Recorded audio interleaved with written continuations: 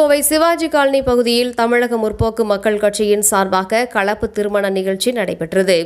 இஸ்லாமிய மத முறைப்படி திருமண பதிவு சான்றிதழ் கையெழுத்துக்களை ஒருவருக்கொருவர் மாற்றி போட்டு திருமணம் நடைபெற்றது. கோவை சிவாஜி காலனி பகுதியில் தமிழக முற்போக்கு மக்கள் கட்சியின் கோவை மண்டல அலுவலகம் அமைந்துள்ளது. கட்சியின் மாநில துணைத் தலைவராக வழக்கறிஞர் புஷ்பானந்தம் இருந்து வருகின்றார்.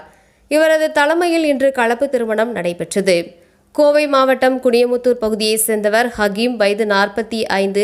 இவர் கோவை மாவட்டம் போத்தனூர் பகுதியைச் சேர்ந்த ஷபீனா பேகம் என்ற 37 வயது பெண்ணை திருமணம் செய்து கொண்டார். இருவரும் இஸ்லாமிய சமூகத்தைச் சேர்ந்த நிலையில் இருவருக்கும் ஏற்கனவே திருமணமாகி முறைப்படி இருவரும் விவாகரத்து பெற்றுள்ளனர். தொடர்ந்து இருவரும் திருமணம் செய்து கொள்ள பெரியோர்களால் பேசி முடிவு செய்து தமிழக முற்போக்கு மக்கள் கட்சியின் சார்பாக இருவருக்கும் திருமணம் நடைபெற்றது. இவர்களது வீட்டு உறுப்பினர்கள் பலர் முன்னிலையில் இஸ்லாமிய முறைப்படி திருமண பதிவு சான்றிதழ் இருவரும் கையெழுத்திட்டு கணவன் மனைவியாக திருமணம் செய்து கொண்டனர்.